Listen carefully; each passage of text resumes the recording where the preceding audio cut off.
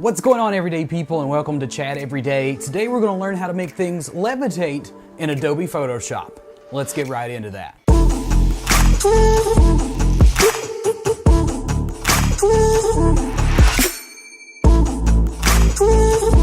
First and foremost, I hope you guys are having a wonderful day. I'm very excited to bring you guys this tutorial today.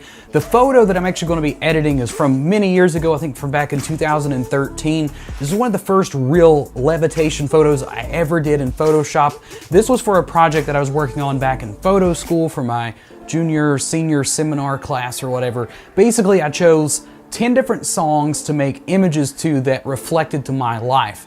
So it could have been from the music, it could have been the band itself, it could have been from the lyrics, the music videos, or whatever to inspire these photos. So this photo is actually inspired by the song Radioactive by Imagine Dragons. It was a song that I listened to way too many times when it first came out, and I still listen to this day. But anyhow, I want to show you guys the process that I went through to make this levitation photo happen. It's very easy to do. All you need is a camera, a tripod, and to take at least 2 pictures and then spend some time in Photoshop.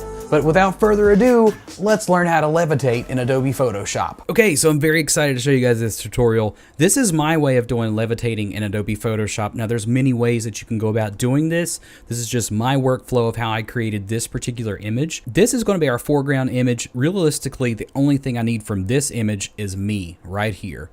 This is going to be the main background of the image. So we'll get into that. So the first thing you want to do is select the image with your subject, whatever's going to be levitating. And I'm going to go ahead and hit Command A, Command C, and all that's going to do is just select the whole image and copy it.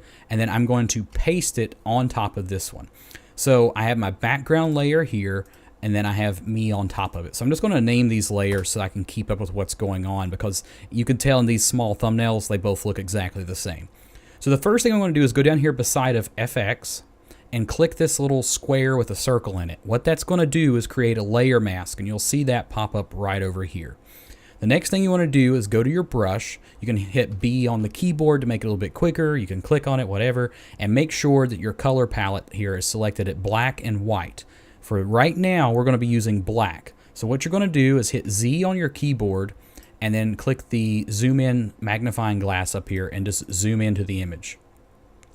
So what we're going to do is actually be painting away the chair. So go back to your brush by hitting B on the keyboard, select a brush at a pretty decent size, and go ahead and just start painting away the areas.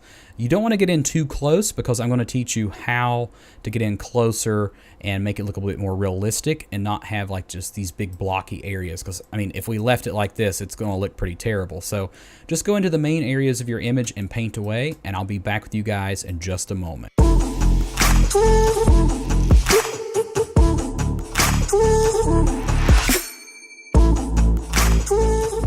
Okay, once you get the main area painted away, you're going to notice there is still some residue left over. So here's how we're going to take care of that. Go ahead and zoom into your image, and we're just going to select a small area right now to kind of show you how this works. And then I'll go into more detail here in just a moment. But go ahead and very carefully click around the parts of you that you want to remove. Just get in really nice and close. So I'm just going to select this small area for right now. If you guys missed what I did, I hit this tool right up here. It's called the Polygonal Lasso tool, I believe. We just basically call it the clicky lasso, because you literally just click around certain areas. Now, once you get a selection like this, you want to go up to Select and Mask. And what we're going to do here is basically create a little bit of a mask. And we're going to click Smart Radius. And then I'm going to feather this just a little bit.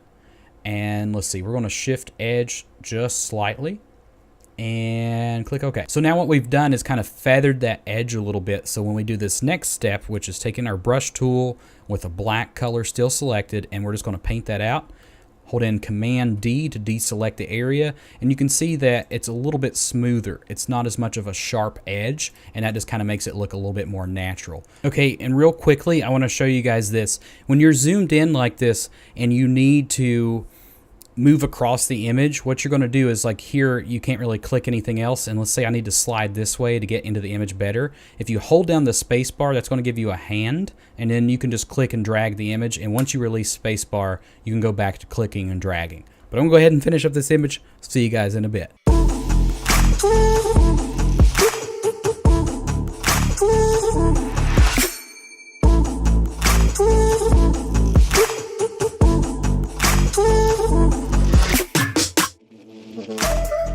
Okay, and there we pretty much have it. I mean, that's me levitating in the middle of my kitchen, just kind of chilling out, hanging out or whatever. If you take your time, it's not going to be as sharp as edges as this. So you really want to take your time on these if you're actually creating an image that's going to be usable in a portfolio or something to that extent. The more time you put into these things, the better it's going to look. And obviously better lighting is going to help a lot. And then the less that's going on in the environment, such as, you know, like there's a lot of grain in this particular image, which is what I was going for. But just take your time and really play with these things. You know, practice makes perfect. The more that you work on this stuff and the more you do these things, the better it's going to look and the better you're going to get at it. Have fun with this, play around with it, see what you could do. If you have other methods that you would like to share, please leave those in the comment section below. But other than that, guys, that's going to do it for today's video. Hope you enjoyed. Hope you learned something. If you did, be sure to give a thumbs up. Subscribe to my channel if you haven't already. And as always, be sure to create something new today.